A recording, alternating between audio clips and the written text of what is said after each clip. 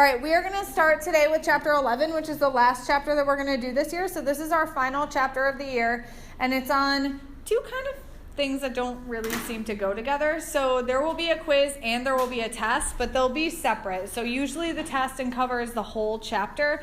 This time it's just going to cover the second half. So it's going to be more like a quiz on the first half of the chapter and then a quiz on the second half. So the material will be split. So our first half of the chapter, we're going to start talking about sequences, geometric sequences, which is going to lead into exponential functions. So far this year, we have talked about linear functions and we've talked about quadratic functions. And now we're going to kind of lead into talking about exponential functions. But before we could do that, we're going to spend today talking about geometric sequencing. So geometric sequences, we have dealt with arithmetic sequences before, and those are the sequences that basically are patterns that change using addition or subtraction. So remember when we did arithmetic sequences, we said there was a common difference, which was how much you either added or subtracted. So for example, I'm going to write this pattern up here in red. What's my common difference here? Plus 3, exactly. So my common difference here would be plus 3. Okay, and if it was a plus or minus, then that worked as an arithmetic sequence. But if it was multiplication or division, that's not an arithmetic sequence. And before, we just kind of ignored it. Now we're going to talk about what that actually is.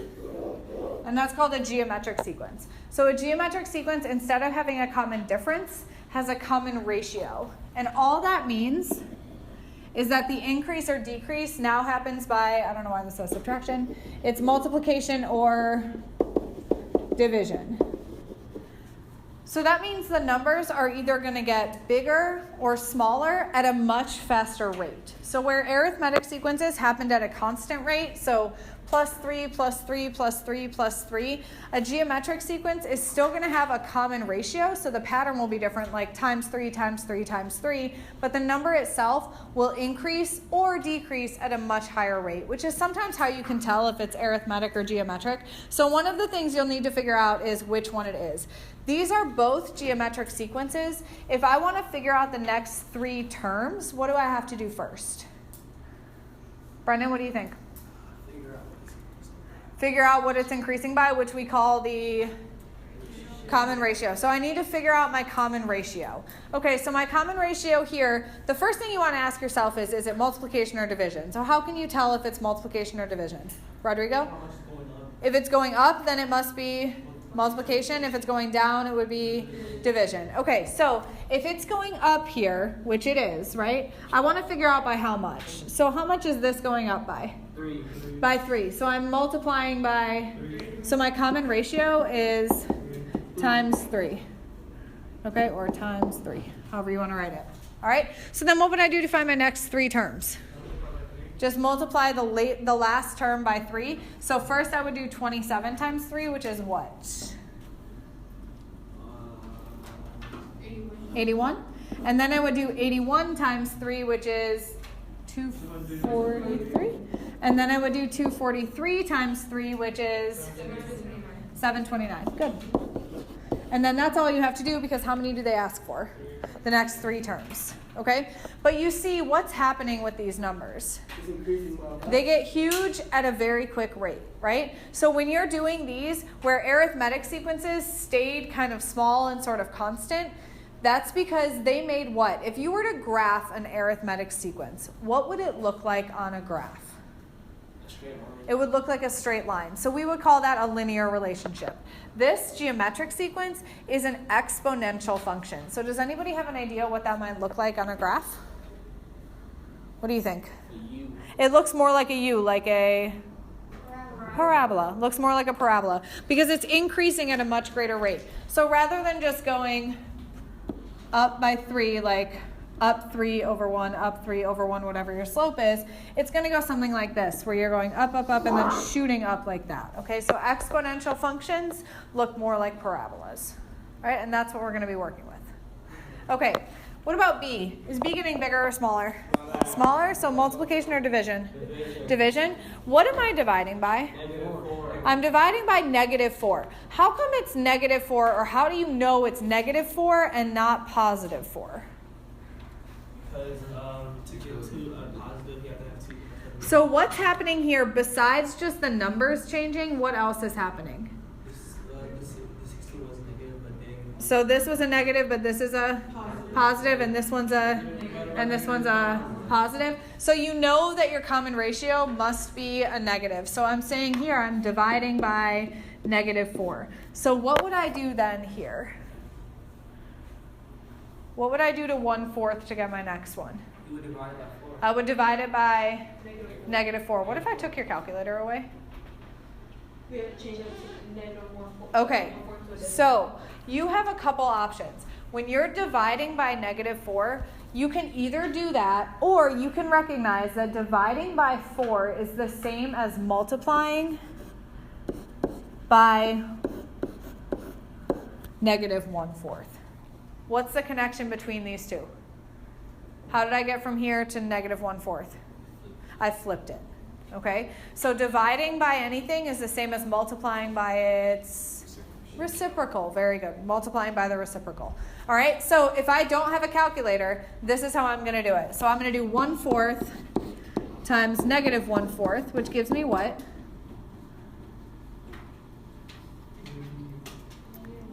It's not a trick question. -1/16. Okay, and then that's my first next number. Next, I'm going to do -1/16, still times what? -1/4, which is going to give me a negative or a positive? Positive. They should alternate, right? You should go negative, positive, negative, positive. So that gives me positive what? 1/64, because 16 times 4 is 64. And then for my third term, I'm going to do 1/64, still times, what's my common ratio? -1/4. So that would give me -1/256. Could I put the negative on the top or the bottom? Yes. Can I put it in both? No. If it's both, what happens? They would cancel out. It would be a positive. Okay? So back up here for a second. Dividing by -4 is the same as multiplying by reciprocal, which is 1/4. So then dividing by 5 is the same as multiplying by what?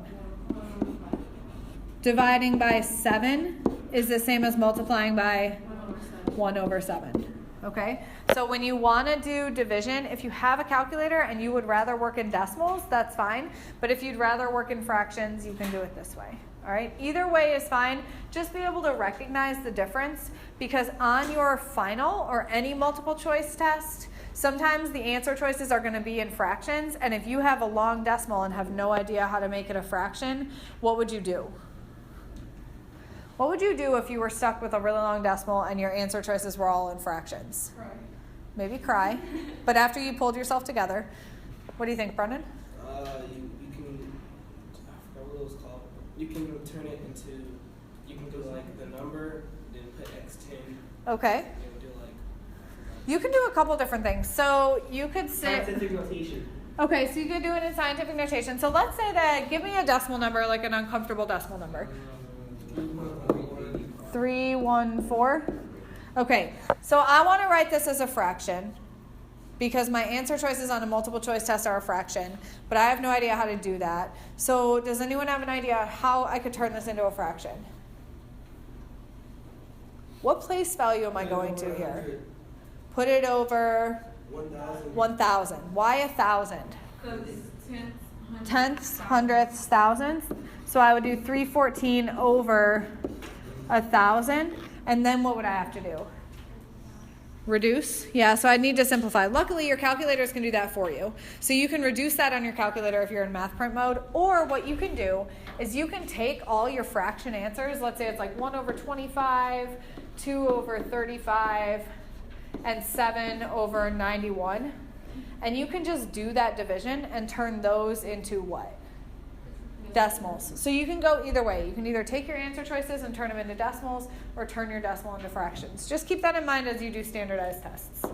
Okay, so sometimes I'm not going to just say give me the next 3 terms. I'm going to say give me the 34th term of that sequence. Do you think it is efficient to write out all 33 terms in between? No, probably not. So there's a formula for that, which is good because then you can just plug it in and then you don't have to worry about figuring out all the terms in between, as long as you know what the parts of the formula are. So in blue, this is my sequence: 3, 6, 12, 24.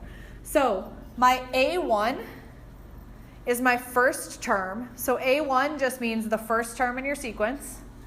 All right? I want to figure out AN. AN is my nth term, so whatever it is. If I tell you I want to figure out my 34th term, then that would be your n value, because n is just any number. All right? And then R is the common ratio. How could you figure out the common ratio? By figuring out how much it goes up by, right? How much does this go up by? 2. Why 2, Ale? 3 times 2 is 6. 6 times 2 is 12. 12 times 2 is 24. Okay? Remember, if it's a geometric sequence, we have to work in either multiplication or division. Good. So my common ratio here is 2. My first term is what? 3. And let's say I want to know the 12th term. Let's say n equals 12. So all I do is plug that in. So that would be A1, which is 3, times R, which is 2, to the 12 minus 1. This right here, 12 minus 1, is smaller because it's a what? It is a subtraction problem. It's an exponent, which means which part of this do I have to do first? I have to do the exponent first, so I do AN equals 3 times 2 to the what? 11th. And then on my calculator, what do I do first? Do I do 3 times 2 first or 2 to the 11th first?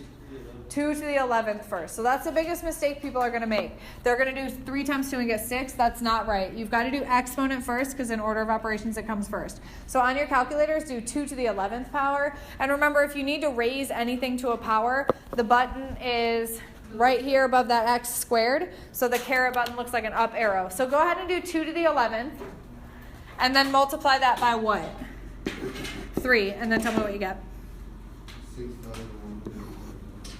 6 1 what? 6 1 24? 6 1 44. So 6,144. So that would be the 12th term in that arithmetic sequence. And I didn't have to multiply that by 2 11 times to get there. I just had it right there. Okay? So again, what's A1? The first number in your sequence. How do you find the R? Figure out what your ratio is. And then N is just the what term you're looking for. Okay? If it gave you that, if I gave you 6,144 and I asked you to find the common ratio, where would you plug in 6144? Where would you plug in 6144 on this side? Or on this equation? Brendan? On the left side. Good. Okay, on the left side. That's like working backwards. It's like algebra. All right.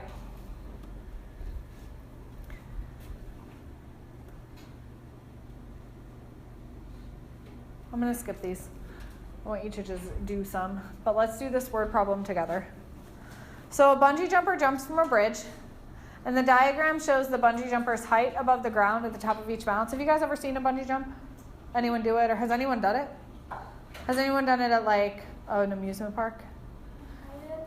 You did it at the rodeo? So what happens when somebody bungee jumps? What happens? You go really far down and then what? You go back up and then you go...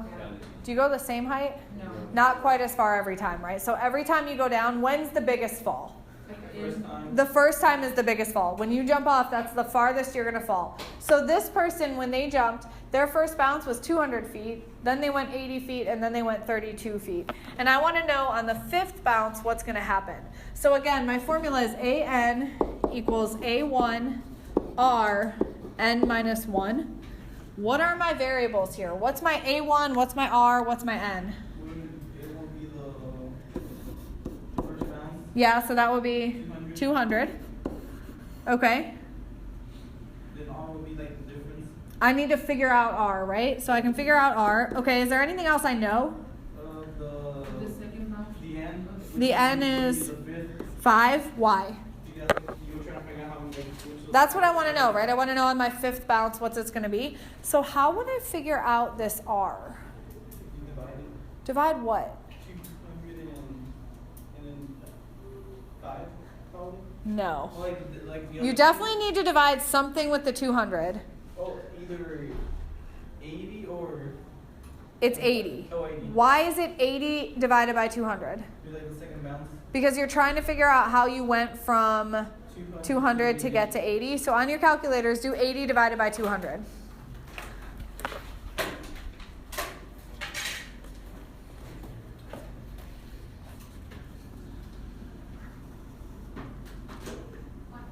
.4. So my common ratio there is a decimal, which means am I multiplying or dividing? It's like dividing, right? So that's a division problem. And then I'm just going to plug that stuff in. So A1 is 200, so 200 times 0.4, 5 minus 1. What do I do first? The exponent. So I do 200, 0.4 to the what? Fourth power. On your calculators, what do you do first here? 0.4 to the, and then multiply that by 200. Good.